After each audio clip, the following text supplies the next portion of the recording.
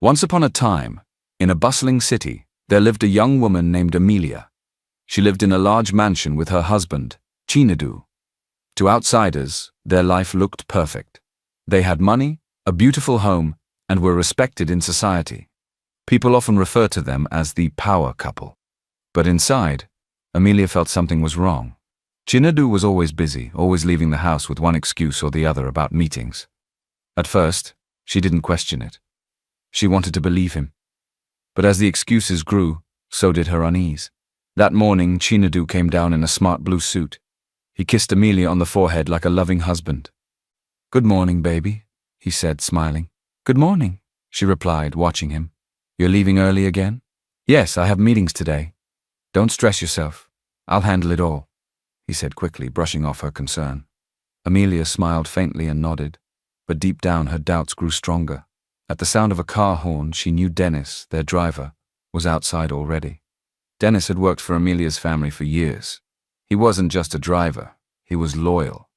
That loyalty began when Amelia's late father, Mr. Henry, saved Dennis's family during their darkest moment. When Dennis was a teenager, his mother had fallen terribly sick. They needed surgery, but Dennis had no money. By chance, he met Mr. Henry at his office that same day when he applied for the driver position. Mr. Henry didn't just listen. He paid the hospital bills in full, made sure Dennis's mother survived, and even paid his younger sister's school fees. Later, he sent Dennis to driving school and gave him a stable job as a family driver. Because of that kindness, Dennis promised himself he would protect the family no matter what. Even after Mr. Henry's death, Dennis stayed, now serving Amelia with the same loyalty he once showed her father. As Dennis drove Chinadu out that morning, Amelia sat by the window, thinking. Chinadu had once included her in every business decision, especially after her father died. But now he told her to rest and not worry. Her father had taught her never to ignore warning signs.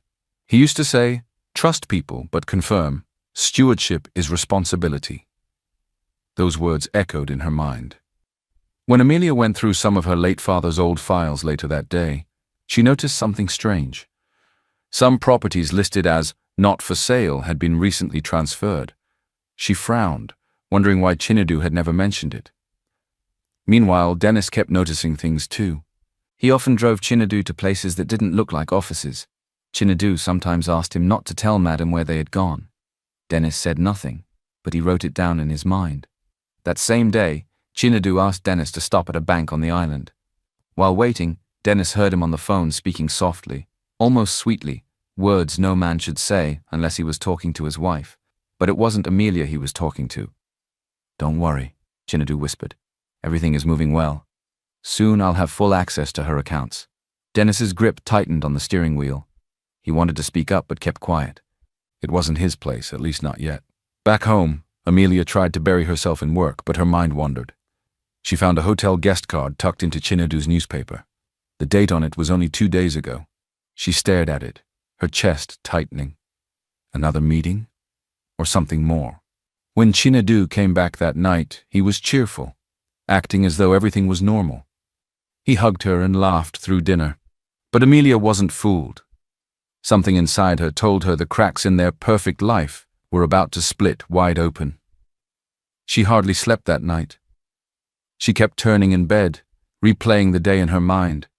Her father's ledger, the hotel card, Chinadu's sweet but slippery words. She wanted to push the doubts away, but they clung to her. Morning came with another rush. Chinadu left early again, briefcase in hand, voice filled with his usual charm. "Don't wait up for me, baby," he said, kissing her cheek before stepping into the car. Dennis opened the door for him like always, silent and steady. Amelia stood at the doorway, watching them drive out, a heaviness settling on her chest. She went back inside, determined to distract herself with paperwork, but her thoughts would not leave her alone.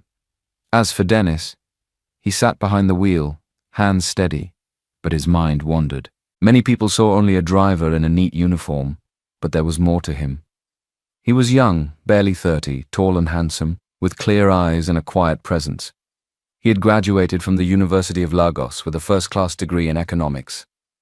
Back then, his lecturers told him he had a bright future. But life hadn't been fair. After graduation, he searched for work for almost 2 years. Companies praised his results, but never called back. Some said he had no connection. Others asked for bribes he couldn't pay. While he struggled, his mother fell sick and needed urgent surgery. It was at that desperate moment that fate pushed him toward Mr. Henry. At first, Dennis told himself it was temporary, just until he found something better. But then Mr. Henry died. Amelia was left alone, newly married and suddenly carrying the weight of her father's company. Dennis looked at her and remembered the promise he had once whispered at his mother's hospital bedside, to repay kindness with loyalty. So he stayed. Not because he loved being a driver, but because he couldn't leave her unprotected. Still, Amelia hardly noticed him beyond his role. To her, he was just Dennis, the quiet man who opened doors and carried bags. She didn't see how closely he watched, how much he cared, or how much he knew. Later that week, after dropping Chinadu off at yet another meeting, Dennis returned to the mansion. He parked the car and walked inside to find Amelia in the study, staring at papers with tired eyes. "Madam, are you all right?" he asked carefully. She looked up, startled. "Yes, I'm fine. Thank you, Dennis." But she didn't look fine. Her eyes were red, her shoulders tense. For a moment, Dennis wanted to turn back and keep silent, like always. But something inside him snapped. He couldn't keep watching her suffer in silence while Chinadu played games outside. Before he could stop himself, Dennis hesitated. Then, acting on desperation, he stepped closer and kissed her directly on the lips. Amelia froze, eyes wide with shock. For a heartbeat, she didn't move. Then she shoved him back, trembling with fury. "Dennis!" she shouted. "What on earth do you think you're doing? How dare you?" "I'm sorry, madam," he said quickly, his voice low and urgent.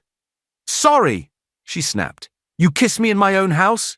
You're a driver, for God's sake. Do you want me to report you to my husband? I will disgrace you and have you thrown out this minute." Dennis raised his hands as if to calm her. "Please, madam, listen to me. It isn't what you think. It wasn't disrespect. It was the only way I could make you stop and hear me." Amelia's chest heaved with anger and confusion. "Hear you about what?" Dennis took a deep breath, his voice shaking with urgency. "Madam, I've seen Oga Chinadu. I've driven him to hotels more than once. He is not going for business. He is going with a woman. I wanted to tell you, but you would not believe me. That's why I did what I did. Please forgive me. I needed to get your full attention and interest." Amelia's face went pale. She stepped back, her hands gripping the edge of the desk. "Do you realize what you're saying? That's a terrible accusation." "I know," Dennis said softly, "and I wouldn't say it if it wasn't true." For a long moment, silence filled the room. Amelia stared at him, torn between anger, disbelief, and a fear she could not name. Finally she whispered, "If this is a lie, Dennis, I swear I will end your life here." "It's not a lie, madam," he said firmly. "I'm ready to show you proof." The air between them was heavy. Amelia's world was beginning to tilt, and for the first time, she saw Dennis not just as a driver, but as a man who knew more than she realized. Amelia's hands trembled slightly as she held the edge of the desk. Dennis's words kept ringing in her ears. "I've seen Oga Chinadu. He's with another woman." Her anger returned in waves. "Dennis, you didn't need to kiss me to say all this. That was wrong, very wrong." Dennis bowed his head. "I know, madam. I am sorry. I don't even know what I was thinking. Maybe I wasn't thinking at all. I only wanted you to be safe. That is the truth." Her eyes narrowed. "Safe? What do you mean safe?" He hesitated, then spoke quietly, choosing each word carefully. "Madam, it's not just about him cheating. I think Oga is planning something worse. I don't know everything, but I've overheard things. He talks about your father's businesses, about accounts. The way he hides things from you, it's not right. I can't tell how far it will go, but I knew I couldn't sit back and watch." Amelia's heart skipped. She stared at Dennis, trying to read if he was lying. His eyes looked sincere, but it was too much to take in. "Dennis," she said coldly, "you're crossing dangerous lines. You should not speak about my husband like this without solid proof." "I do have some proof," Dennis replied quickly. "But it's not enough yet. I've seen too many things I can't ignore. Please, madam, just be careful." She shook her head, her voice low. "Even if what you say is true, You had no right to touch me. You humiliated me. Don't you understand? Dennis's shoulders slumped. I understand. I regret it. I wasn't thinking clearly. I only wanted you to listen before it was too late. Forgive me, madam. The silence stretched. Amelia turned away, pressing her palm against her forehead. Every part of her wanted to dismiss him entirely, but her chest felt heavy. Something about his tone, the urgency, refused to leave her heart. Finally, she waved her hand. Go, Dennis, just go. I don't want to hear more. Yes, madam, he said softly and walked out of the study. When the door closed, Amelia sank into the chair. Her heart was pounding. She told herself Dennis had crossed the line, that he had no business in her private life. Yet the image of the hotel card in her bag and the strange way Chinedu had been avoiding board meetings made her chest tighten. Could Dennis be telling the truth? She wondered. Or was this just a mad story from someone overstepping his place? She buried her face in her hands. Nothing felt steady anymore. The sound of the gates opening echoed through the compound. Amelia quickly composed herself, fixing her face into calmness. Chinedu walked in, smiling, his cologne filling the room before his voice did. Baby, he said warmly, dropping his briefcase and pulling her into an embrace. I missed you today. Amelia stiffened slightly, but he didn't notice. How was your day? He asked, kissing her cheek. Fine, she said quietly. He smiled, his eyes soft, his tone sweet. You worry too much, my love. You should have joined me at the new suppliers meeting. But don't worry, I handled everything. You can relax. He held her hand as if he had nothing to hide. His charm was smooth, his laughter easy, but Amelia's mind was far from calm. Behind her forced smile, Dennis's warning replayed in her head. It's not just cheating. He's planning something worse. And though she dismissed Dennis earlier, Amelia felt a seed of fear taking root in her heart. The next morning, the dining table was neatly set with toast, fried eggs, and a steaming pot of tea. Amelia sat quietly, her spoon tracing circles around her cup. Chinedu came down dressed sharply in a grey suit. He kissed her cheek and sat opposite her, smiling as if the world belonged to him. Baby, he began in a light tone, I've been thinking. You've been looking tired lately. All these meetings, reports, numbers, they're too much for you. I don't want you stressing yourself. Amelia looked up slowly. Chinedu, I'm fine. I should be part of the meetings. You know that's how Daddy raised me. He chuckled, shaking his head. No, Amelia. Times have changed. Let me handle things. You should focus on the home, enjoy life. Trust me, I can take care of everything. Her jaw tightened. She wanted to argue, but she swallowed her words. Later that day, when Chinedu had left for work, Dennis met her in the hallway. He spoke carefully, his eyes serious. Madam, he said, please forgive me for how I acted the other day. But I need to tell you again, Oga Chinedu is selling some of your father's properties. I've seen the documents in his briefcase. Amelia's chest tightened. Are you sure, Dennis? Yes, madam. That's why he doesn't want you at the meetings. He wants to control everything.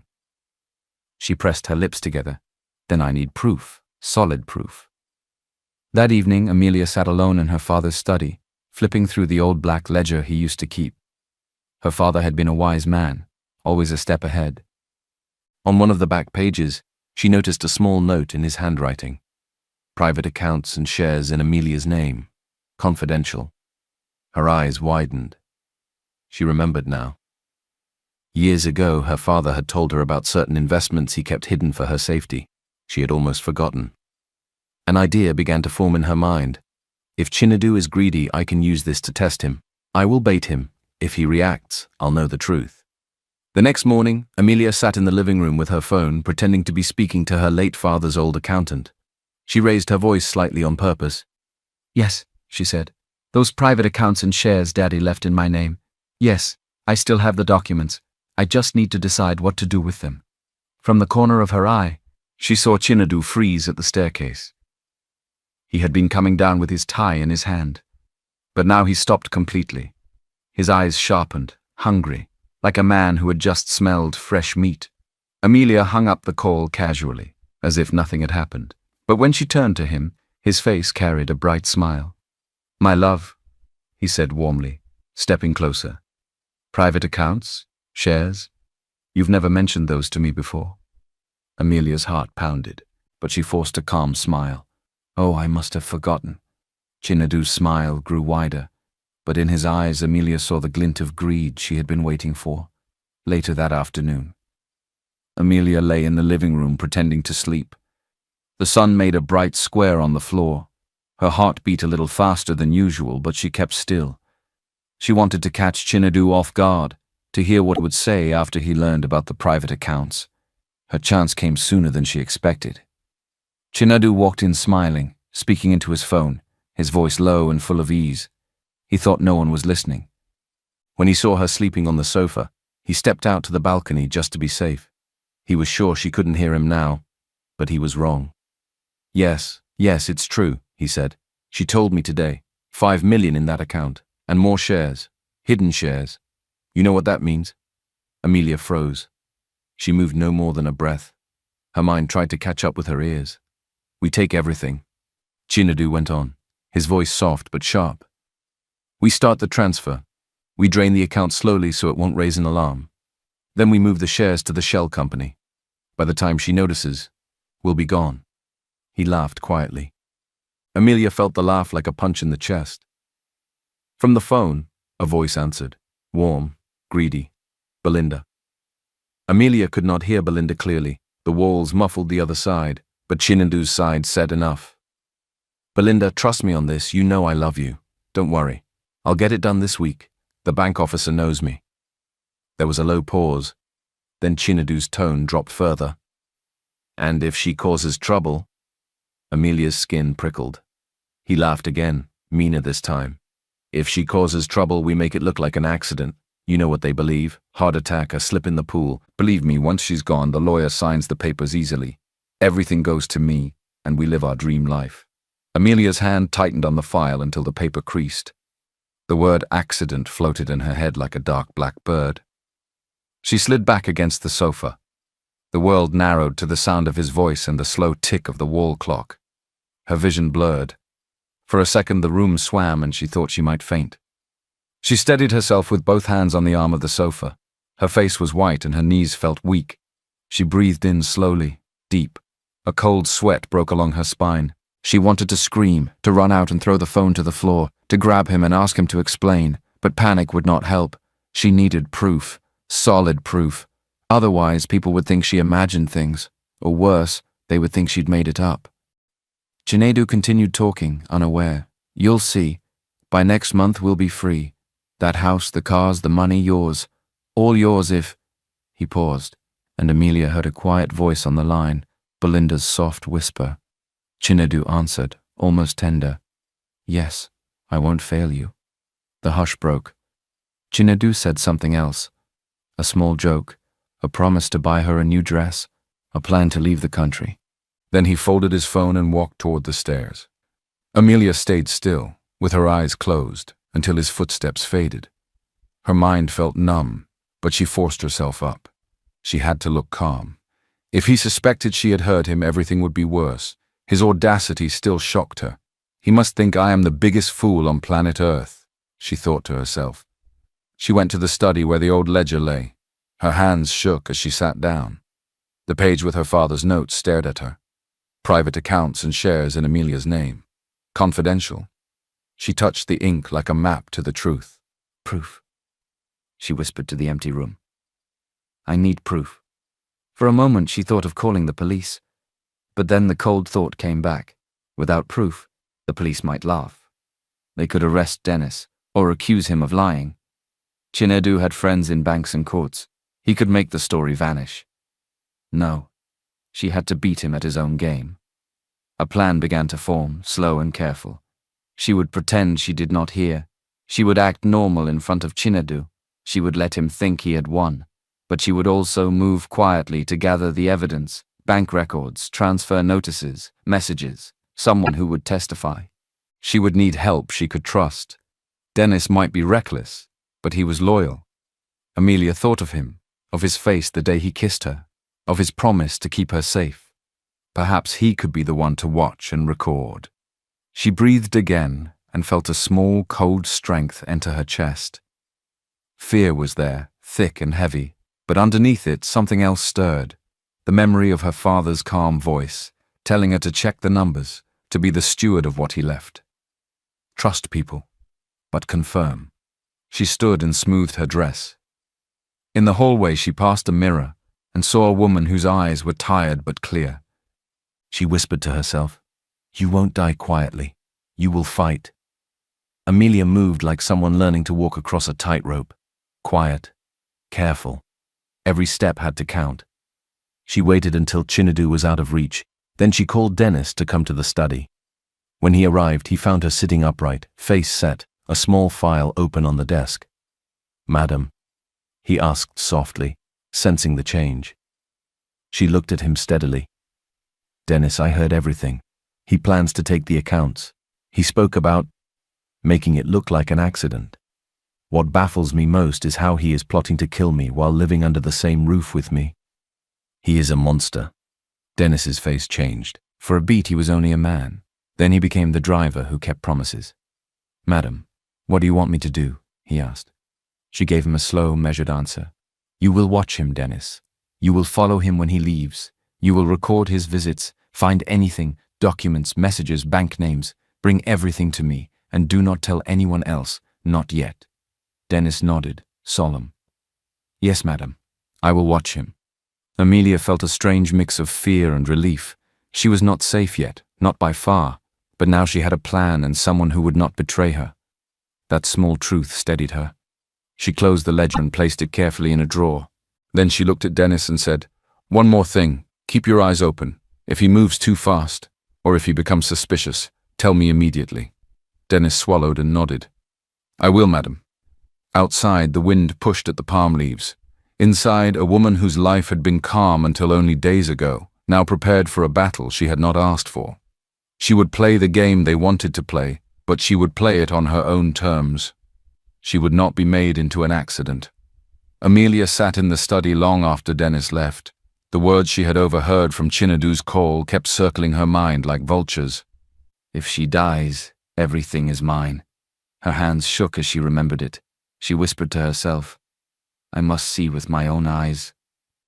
2 days later, Dennis parked a few streets away from a tall block of apartments on the island. They had followed Chinedu discreetly and saw him drop Belinda there more than once. "Are you sure about this, madam?" Dennis asked quietly as they sat in the car. Amelia straightened her scarf. "Yes, I need to see it with my own eyes." They waited until Belinda stepped out, stylish in a red dress carrying a small handbag. She locked the door and walked off with quick steps, heels clicking against the pavement. "Now," Amelia whispered. Dennis nodded. They crossed the street, his tall figure shielding her slightly. He used a thin piece of wire to open the lock, quick, practiced, silent. Within minutes, the door clicked open. Amelia's heart hammered as they slipped inside. The apartment was modern and neat. The sweet scent of perfume lingered in the air.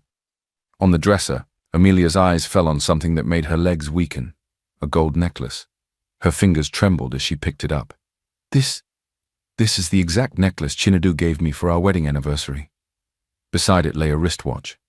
Her breath caught. "And this is the watch he gave me on my birthday." Dennis stepped closer. "Madam." Her chest tightened as her eyes swept the room. She found handbags, shoes, and even duplicate bracelets. Every piece was a mirror of the gifts Chinedu had once placed in her hand with loving words. Gifts she thought meant devotion, here, exposed as lies. Amelia sank onto the edge of the bed, tears sliding down her face. "I was blind. All along I was blind."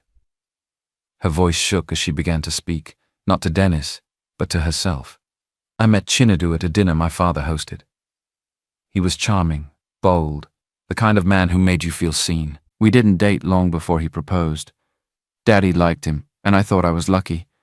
Even when he started acting distant after the wedding, I told myself it was stress. I never thought it could be this." She covered her face with her hands. "I gave him everything. My trust, my heart. And he was planning my death." Dennis crouched beside her, his voice steady but gentle. "Madam, don't blame yourself. Sometimes love covers the cracks. Those outside see the truth more clearly. That is why your father placed me here. He knew loyalty is not just about driving a car. It is about watching when others are blind. Amelia looked at him, her eyes wet but sharp. You were right, Dennis. And I will never forget it. Since he thinks I am a fool, I will show him what a fool is capable of. They gathered a few pieces, photographs, jewelry, receipts, as quiet proof. Then Dennis locked the apartment door behind them. As they walked back to the car, Amelia's face was pale but firm. She had seen enough to crush her illusions.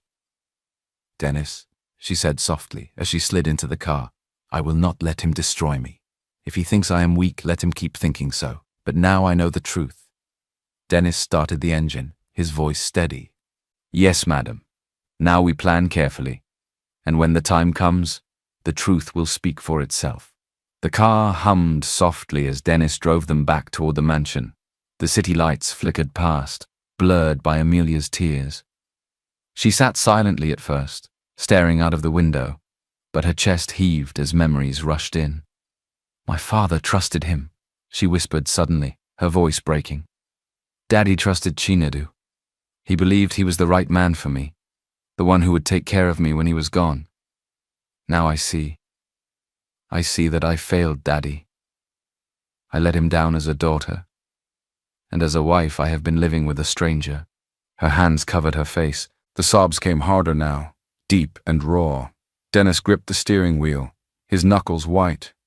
He had never seen her like this, so broken, so small. Madam, please don't blame yourself, he said softly. Your father's trust was not misplaced. It is not your fault Chinedu chose wickedness. Sometimes evil hides behind a sweet smile, and even wise men cannot see it at first. Amelia lowered her hands, her eyes red and swollen. But I was blind.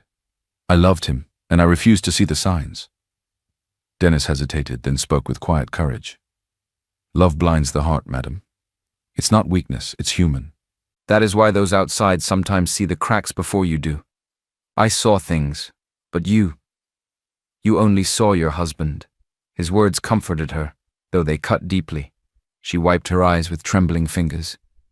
I feel betrayed. Not just as a wife, but as my father's daughter. He left me a legacy, and now it is in danger. Dennis's chest tightened. For a fleeting moment he felt something stir inside him, something he had not dared to name. Maybe he had always admired her strength, her kindness, the way she carried her father's memory with grace. Maybe that was why he had kissed her that day without thinking, because his heart had spoken before his mind could stop it. But as quickly as the thought came, he pushed it away. No, he told himself. She is Madame Amelia, the only daughter of a great man. I am only her driver. Nothing more. The silence stretched between them, heavy but alive. Finally, Amelia drew a long, steady breath. Her voice grew firmer, steadier. Dennis, I will not let Chinedu destroy what my father built. He can betray me, but he will not bury my father's name. I swear I will protect his legacy at all costs. Dennis glanced at her through the rearview mirror. Her face was still wet with tears, but there was steel in her eyes now. He nodded slowly. And I will stand by you, madam, whatever it takes. The car rolled through the night toward the mansion. Inside, grief and anger had given birth to something stronger, resolve. Amelia was no longer just a wife who had been wronged. She was a daughter determined to fight for her father's name, and now she had someone by her side. The night Amelia made her vow in the car, she did not sleep. She lay awake on her side of the bed, staring at the ceiling while Chinedu snored softly beside her. Her mind was already working on a plan. She needed proof, not guesses, not suspicions, but words that no one could deny. By morning, she had her trap ready. After breakfast, Amelia sat across from Chinedu at the dining table. She looked calm, her face carefully arranged. Chinedu, she said softly, I've been thinking about Daddy's private accounts. Maybe I should let you handle them. You know business better than me. Chinedu paused mid-bite, his eyes flashing with surprise before he quickly covered it with a warm smile. My love, that's very wise. I've always said you worry too much. Leave these things to me. Amelia forced a small smile. Yes, I'll give you the details later. Hidden in her pocket was a small recorder Dennis had given her that morning. She had told Dennis her plan in hushed words. He must believe he has won. When he speaks freely, I will have the evidence. Dennis had nodded firmly, promising to stay close. Later that evening, Amelia stepped out of the bedroom, saying she wanted to rest in the garden. In truth, she slipped quietly into the corridor that overlooked the study. Chinadu was inside, phone pressed to his ear, his voice low and playful. The recorder in her pocket was already running. "Yes, Belinda, it's true," he said with a chuckle. "She's finally giving me the account details. The fool thinks I love her." Amelia's chest tightened, but she kept still. "Yes, baby. Soon all the money will be ours. $5 million. The shares, too. We'll move everything slowly. She won't even notice until it's gone." There was a pause as Belinda's faint voice murmured something. Chinadu laughed. 3 children. Of course. We'll have as many as you want. You're the one I love, not her. You know that.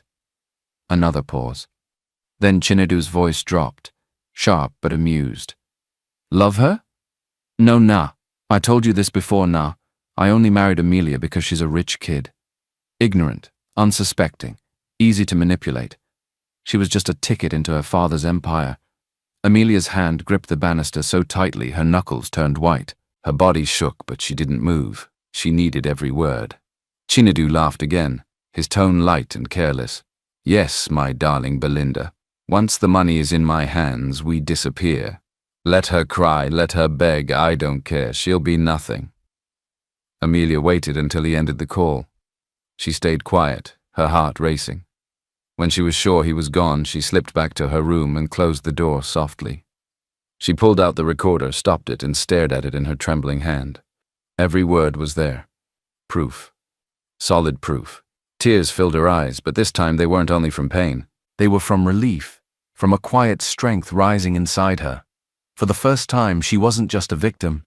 She held the weapon that could bring him down. When Dennis came later to check on her, she held up the recorder. "I have it," she said firmly. "Everything he is, everything he has planned. Now, Dennis, it's time to end this." Dennis bowed his head slightly, his voice steady. "Yes, madam, now we have the truth." Amelia woke the next morning with a clear mind. She had cried enough. Now it was time to act. The recorder lay on her bedside table. Every word Chinadu had said was trapped inside it like poison in a bottle. She clutched it tightly, whispering to herself, "Today it ends." Dennis was waiting in the hallway. His voice was steady when he said, "The officers are ready, madam. Just give the word." She nodded. "Let him think everything is normal. Then we strike." By afternoon, Chinadu sat in his study with papers spread out across the desk. His phone buzzed non-stop as he spoke to his bank contact, arranging the transfer. His face glowed with excitement, his hands rubbing together as if he already felt the money in his grip. "Once the transfer is done, send the confirmation," he said sharply into the phone. "Yes, 5 million. Shares too. No delays." At that moment, Amelia stepped into the room. She held herself tall, calm, her eyes steady. "My love," Chinadu said with a wide smile, hiding the papers quickly. "You came at the right time. I was just finishing some work for us." Amelia's lips curved into a faint smile. "Really? Work for us?" "Yes, of course," he said, rising to kiss her hand. "Everything I do is for you, Amelia." She stepped back, her hand slipping away. "Save it." He frowned. "What do you mean?" Amelia pulled out the recorder, pressed play, and set it on the desk. Chinadu's own voice filled the room. "I only married Amelia because she's a rich kid, ignorant, unsuspecting, easy to manipulate. Once the money is in my hands, we disappear." The color drained from Chinadu's face. His mouth opened, then closed. Amelia's eyes blazed with pain and fury. "You see, Chinadu, I don't need your sweet lies anymore. I have the truth. Every word." He stammered. "Amelia, it's not what you think. I was only pretending for—" "Save it for the judge. You think I'm a fool. That is why you were so confident saying things in the house. But I thank God, because if you had acted otherwise, I wouldn't have known I married the devil," she cut in coldly. Before Chinadu could move, the door burst open. 4 uniformed officers stormed into the study, Dennis right behind them. "Mr. Chinadu," the lead officer said firmly, "you are under arrest for fraud, theft, and intent to murder." "What?" Chinadu shouted, his face twisting with shock. "No, this is a mistake. Amelia, tell them I would never—" Amelia stood tall, tears glistening in her eyes, but her voice firm. "You planned it all, Chinadu. You betrayed my father, my marriage, and my trust. You planned to kill me. Now face the consequences." The officers handcuffed him as he struggled. "Amelia, please, I can explain. Don't do this to me." She turned away, her heart heavy but resolute. "You did this to yourself." The officers dragged him out as he kept shouting her name, his voice fading down the hallway. The house fell quiet again. Amelia stood in the study, staring at the empty chair where Chinadu had been.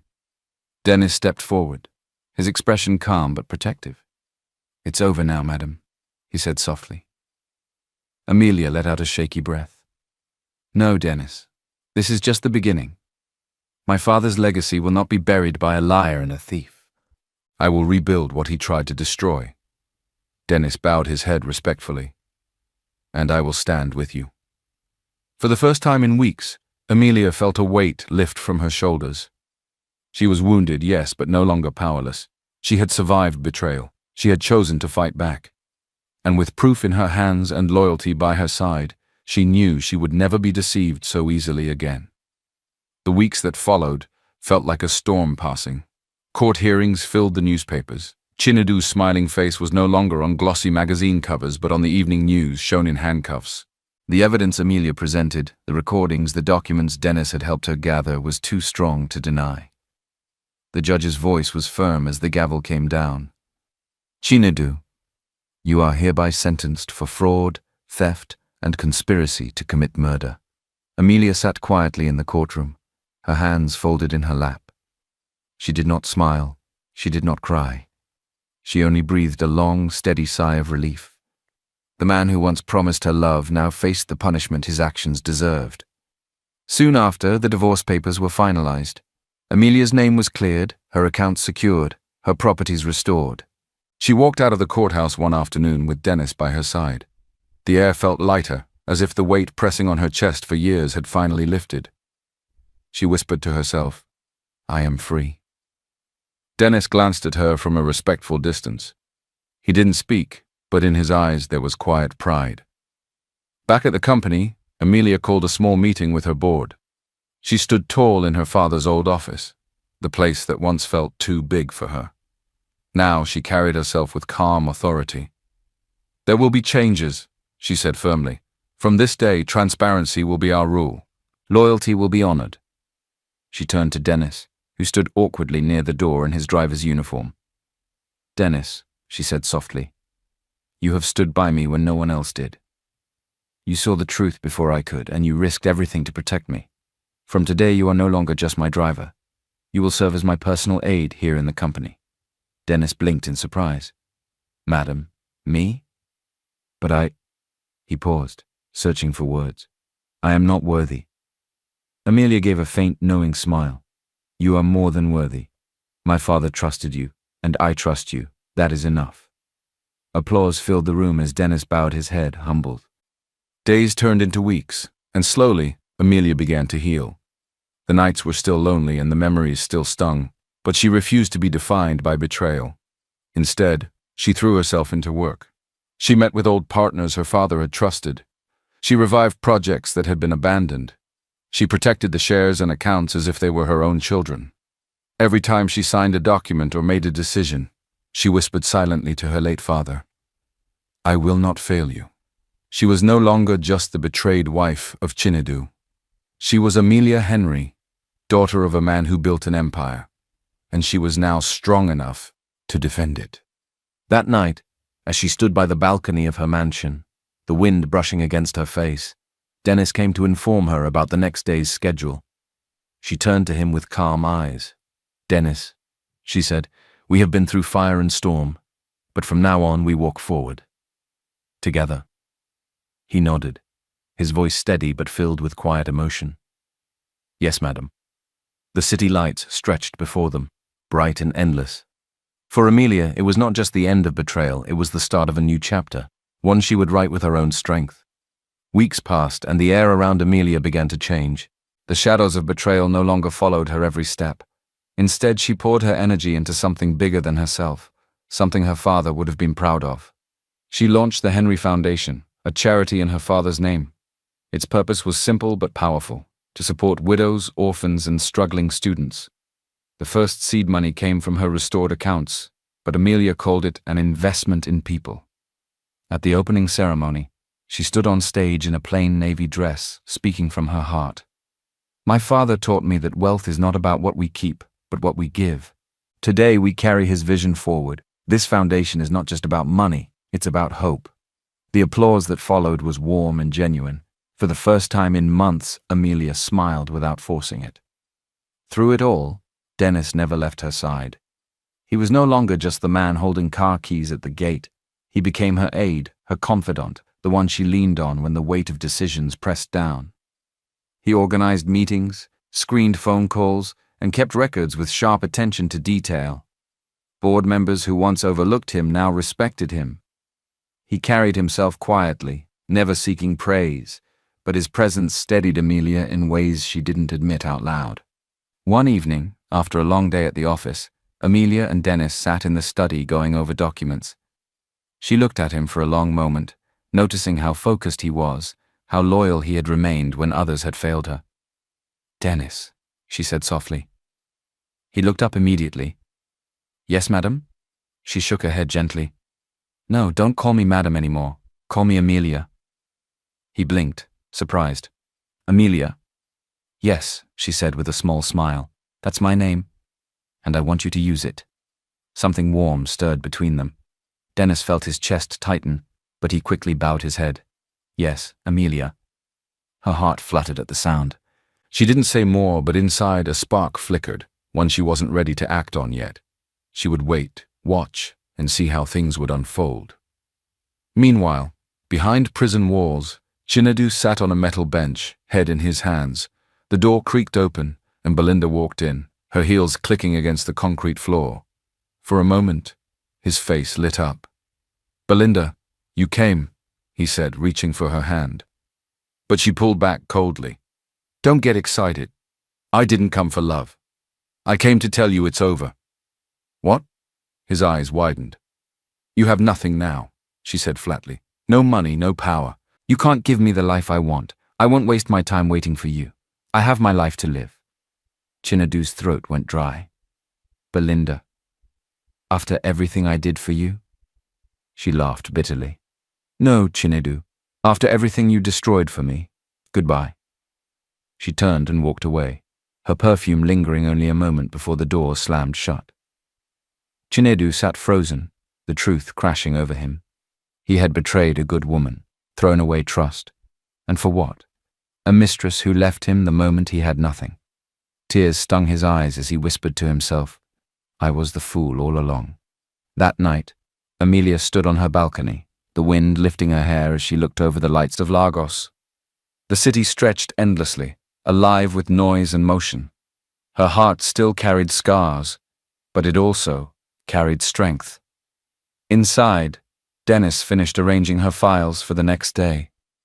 Then he walked out, heading to the car parked at the gate, ever ready to serve. Amelia placed her hand on the railing, whispering to the night, "Daddy, I kept my promise. I will protect what you left." Her eyes softened as she thought of Dennis. Once just a driver, now the one person she could trust without doubt. Perhaps more than trust. Below, the car engine started. Dennis drove slowly out of the gate, the headlights glowing against the night. Amelia watched from above, her most trusted ally carrying her forward into a future she was no longer afraid to face. She breathed deeply, her resolve unshakable. The past was behind her. The future was hers to write.